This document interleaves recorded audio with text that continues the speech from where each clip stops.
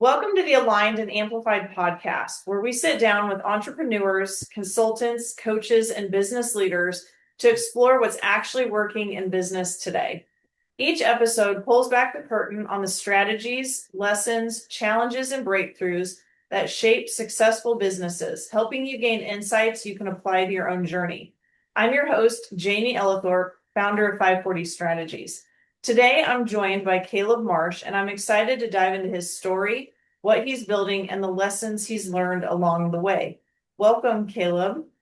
Thanks for having me, Jamie. Absolutely. Well, to get started, can you tell our audience a little bit about your work, what you do, and how you help your clients? Yeah, so I run Red Legend. We are a storytelling company disguised as a video production agency. So what I mean by that is I started out in video production probably 10, 12 years ago, started the business 10 years ago now. And we were really good at making awesome visuals. And then as we started to grow the business, we realized the reason why our stuff works for our clients has nothing to do with how pretty the visuals are.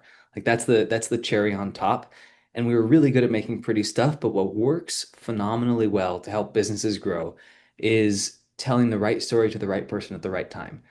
And so that's what we got good at is telling stories. And so, I tell people if our team woke up and it's the year 1802 and our video cameras disappeared, we would all learn different tools, show up to work, and do the exact same thing, which is we tell stories for businesses. No, that's pretty amazing work on the journey of story. And I totally agree with you on that, is people always love a good story, especially ones that they can see themselves. And so Yeah. looking back, you kind of gave us a little bit of your journey. What are some of the milestones that you've been really proud of along the way as your business has evolved? Yeah, it is August as we speak, which means this month is the 10-year anniversary of starting Red Legend, which is crazy to think about. So there's been a lot of ups and downs. We've had a dozen different versions of the business, from full service marketing and realizing we weren't good at that to video and photography. We've done events. We stopped doing weddings at one point. So, I mean, I've learned a lot as a business owner and leader. I think what has stuck is hiring a really good team. Like there's a lot of things that I can do in the business that other people, even if they can't do them as well, they can actually do them because I need to focus on, what I'm really good at, which is building a team and growing the business. So surrounding myself with phenomenally talented people has been the number one driver for success for me. Wonderful. Well, that leads into my next question, and maybe you just answered it. What do you find that you have learned to do phenomenally well in your business, even over the last 12 months? Yeah, I would say that is understanding the right story to tell. Mhm. And that's what we're uniquely good at. I originally went to school for software engineering. And so my engineer brain looks at what most people see as an art, the art of storytelling. And I say, I don't think that's an art. I think that's a science fundamentally.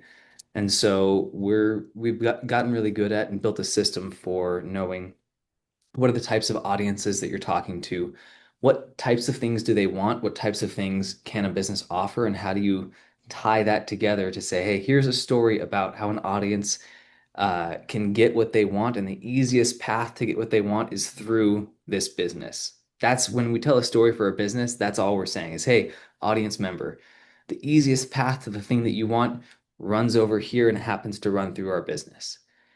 Whether that is employment, if we're trying to, attract talent, or that is a purchase, if we're selling a product or a service, whatever that thing is, someone on the other end will be blessed by what a business does, and a good story told for a business paints a picture to that audience member that the thing they want runs through the business. Perfect. Well, it sounds like you have evolved the business through story, and now you're at that expert level where you're just learning to refine the story more and more. But I'm curious, business is always changing and evolving, and I feel like as business owners, we are too. So, what is something that you've had to change your mind about in business over the last few years? Yeah, sales. I have had a belief that it requires someone who knows the industry incredibly well to sell what we do, which is inherently unscalable. And that has gotten in the way of a lot of growth. So over the last year, we've done a ton of work to systematize the sales process, to bring in people that don't necessarily know anything about video production, or even storytelling, but are willing to learn, and to let the experts be a piece of the sales process, right? So I've got myself and one other video production expert that are the people that can build the strategy, but that doesn't mean we need to drive the entire sale. And so building a team around the experts to sell the expertise has been one of the hardest challenges for me, because I'm very close to it, and it's been hard to step back. But that's been the number one thing we've worked on this last year. Thank you for sharing that. I think that that is definitely a challenge for a lot of businesses, and I'm glad that you finally found a system and had some changed beliefs about that. Now I'm curious, what do you find is natural and easy in business for you? Yeah, the team, building the team, finding good people. I've hired we've hired well above our weight class, so to speak, over the years, and I love I can see where people fit on a team and where their skill sets are going to be, and so that part's easy for me. That's wonderful. Well, that's actually a challenge for a lot of businesses. What is one piece of advice that you would give somebody watching this episode who's either starting a team or knows that they have to bring that next person on, but maybe they're a little bit leery to do that? hmm there are ways to measure culture fit, and if a person is going to be a good member of the team. We run on EOS as a business, and the system that they have is fantastic. You take your core values, I say 3 to 6. Don't go, 30, we had a client that had 37 core values one time. Don't do that. A handful of core values, and then for any given position, do they fit the core values? Either yes, no, or kind of. And then do they understand the job? Do they want the job? Do they have the capacity to do the job? That's the entire system. And that will measure both culture fit, right person, and are they in the right seat in the business? So just that system, you will, even if you don't have the knack for it, that has helped a lot of business owners that I know. Wonderful. Well, I've heard now you talk about two different systems recently in your business, the team system and the sales system. I'm curious to hear, where do you feel like your focus or most of your attention has had to be on your business lately, as far as like what area or department? What's really keeping you busy these days? Yeah, it is two things. One is the sales, that is just, it is a monster of an endeavor. And then the other is we're rebuilding 100% of the technology in our business, which means we're going through system by system. So every single department's getting an overhaul in all the SOPs because we're trying to automate a ton of it. So I've been operations really, just doing a super deep dive, and that's been a lot of work. We're also in acquisition mode, so looking to purchase other video production companies, and that's a full-time job if you want to make it that. Yeah, well, it sounds like you've got a lot of amazing things going on. You're getting your structure solidified, you got the right people in place. So now I'm curious to learn, when you think about the future and you look at the vision of where you're headed, where would you like to see the business 3 to 5 years from now? Yeah, 3 years from now, we'd like to be 2.5 times the revenue that we are. We're also looking to increase profitability. So there's numerical things. I think there's something that's maybe more relevant, which is we want to be sought after in our field. Like, I want people to see the work that we do and say, I need that for my business. And we've been, blessed to have really talented artists on the team that create content that other businesses see and they say, wow, I want that. That looks awesome. So our vision as a company is to be the most sought after storytellers in the world for businesses. And we will not stop until we get there. I love that. I love that, to be the best. Yeah. And If boy, because if you're not trying to be the best, The heck? That's true. Well, now I want to hear just a little bit of the other side of the coin. What do you, when you look at your business or maybe your industry, what do you feel is the most uncertain right now? I think a lot of people look at AI and say, "Oh, it's coming for my job." Uh, I think that goes across industries. Uh, and we look at that and say, AI is a great tool. It can't tell a story. It can't understand human experience. Like uh, it's not even a remote possibility. So we're not worried about that in the slightest. That said, from a visual generation, right? Which traditionally, old school was uh, rock on a cave wall, and then became paintings, and then became, someone invented film. We had photographs, and then we had the moving picture. Uh, and we always had to either draw something by hand or capture something in the real world. And there is this third option, which is generative. Generative image creation, I think, is still in its infancy. I think has a huge potential to completely revolutionize the way that people consume content. And I also think it's going to rapidly burn people out, and people are going to want to go back to stuff that is an accurate representation of the physical world as we know it with its imperfections. So there's a, in my mind, there's a ton of uncertainty about how that ends up panning out. I think we will find a nice balance between this, manually generated, captured, and programmatically generated imagery, right? If those are the three buckets, at some point we're going to reach a like an equilibrium of what people want to see. That is going to drive what's then created. So everything's up in the air right now with that, but I think we'll level out in the next several years. Yeah. So you just painted a very interesting paradigm there about which way it's going to go, whether it goes towards the future, it goes back to the past, or somewhere in between. So, what are you and your team doing to potentially bridge that gap, depending on what direction it ends up going in your industry and which road you want to take in that? Yeah, so we're pushing the envelope on ways to think about this issue, right? Really, the issue for us is what type of image generation do we use?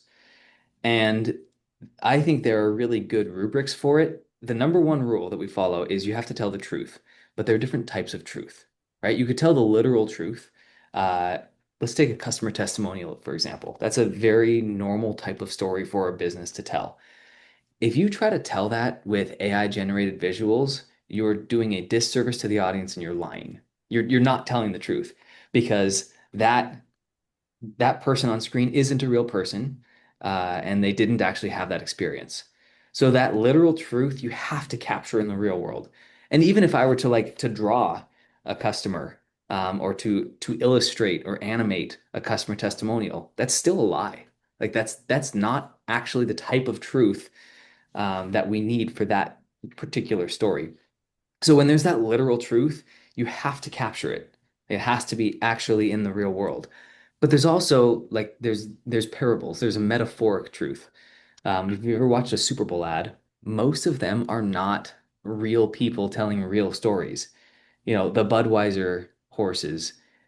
There's no like that doesn't happen in the wild. It's a made up story, but it's still a true story, right? The truth isn't literal. I don't care that, let's say there's an ad where someone goes to space. Well, they didn't actually go to space, but it's not about that. It's about some sort of emotional transformation or some sort of benefit that they got from some product, right? A G-Shock watch. Uh, that's and you show it in space. Okay, they didn't actually film that in space, but the point is the G-Shock watch is super rugged and will go anywhere that you go. That's the truth. So you can do that with an animation. You can do that with AI generation. You can do that with visual effects. So for us, it's all about, do you know the type of truth that you need in this story? That will tell you what types of visual generation, what types of scripting, what types of questions you ask the person on camera. Like everything flows from that. So it's sort of a longer explanation, but that's where we start is what Yeah. type of truth are we telling? and what's the best way to share that. I love that. And as a matter of fact, it actually goes in beautifully with the next area that I was wanting you to touch on, which is my world a little bit, marketing.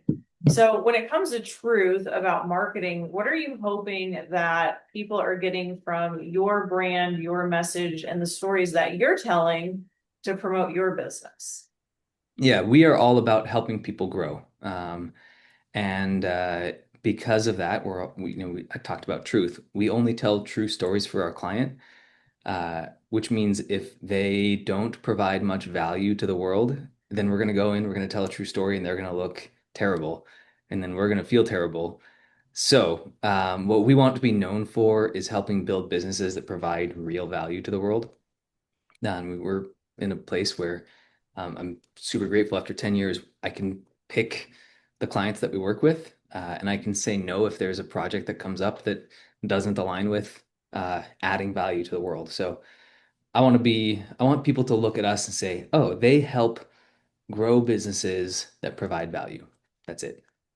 I love that. Well, and maybe there's not, but if there's any misconceptions that you feel that people may have about the work that you do, I would love for you to be able to change people's minds in this episode. Is there anything that you would like to say that people might fear maybe about being on camera or creating video for their work?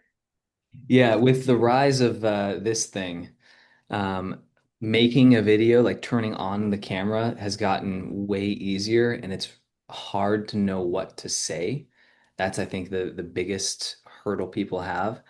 The value that the well-trained video crew provides, the well-trained storytelling crew provides, has nothing to do with the lights and the cameras. And yes, our gear is more expensive than other people's gear. That's not the value we provide. It is in understanding what to say. And so I see a lot of people spend good money on video for the sake of having it. I see a lot of people put out tons of video content for the sake of having it with nothing of value to say. And so I think the big misconception there is that video is necessary because it's necessary. I disagree. Video is necessary because it is the most efficient way to deliver maximum story to maximum people. So get your story strategy first, understand your audience second, maybe swap those two, but story and audience, and then video becomes a tool to connect those.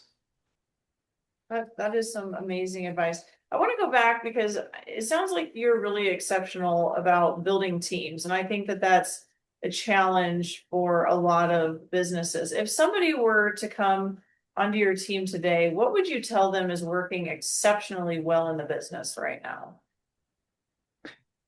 You're asking like if someone were to come on as part of our team? Yes, if somebody was a brand new employee and you were onboarding them and they were learning all about your business, what would you want to showcase and tell them is working exceptionally well right now? Value delivery. So the match between finding a client need and solving it, we're really good at that. And that's the core of it. I think all the areas in my business were great. Like I really enjoy the business that I have and didn't always used to be like that. So we like you look at any of the areas of our business and it's working. It's working well. But value delivery, solving problems with max effect, that's the number one thing for us. Fantastic. I'm glad all areas are going well. But if you had to just pick one right now that maybe you would like to sharpen just a little bit, what's one area that you might tell this new team member that we are working on for the next quarter? Sales, sales, sales, sales, sales, sales, sales. That's it. It sounds like it's a good focus for you, but it sounds like you also have a good strategy in place. So it sounds like you're going to do well. Well, in closing up, I always love to ask this question because I think we've all learned so much in business. If you could go back in time and give yourself one piece of advice, kind of like that, I wish I would have known then what I know now thing, what would you tell yourself? Yeah, cortisol helps nothing. Like, stop being stressed. I've spent years, years, uh, being stressed, waking up in the middle of the night in a cold sweat, worrying about payroll. We always made it. We had a couple weeks over the last 10 years that we were late by a day or two on payroll. Uh, and yeah, it took a lot of work to overcome that. So I think the number one piece of advice, and this is what I tell a lot of my friends or my younger people that I'm mentoring that are starting out, um, being a business owner is unbelievably difficult. It will push you in ways that you did not think were possible, and the attitude that you keep will define your success. I love that. And I totally agree. So on that note, is there one tip or trick that you can give our audience to stop stressing maybe just a little bit? Run. Run. Outrun your fears. No, exercise is I mean, for me, that's a make or break. If I don't exercise at least 3 hard runs a week or hikes or whatever it is, I'm toast. You can feel the stress coming on a little Oh bit. yeah. That's excellent advice. All right. Well, it was a pleasure having you. Thank you so much for sharing your insight and your expertise with us today. So, what are you working on next? Where can people find you? And what's the call to action? Yeah, if you are a business looking to grow and you think story is important, check us out at redlegend.com, REDD legend.com. And if you are a video production company owner looking to get out of owning your business, let me know. I would love to work with you and help install some systems or partner together on that. Wonderful. All right. Well, thank you so much, Caleb, for taking the time today to share your story, your insights, and your expertise with us. And I can't wait for our audience to take some action on getting the run started, if nothing else, right? I appreciate it. And thanks for having me, Jamie.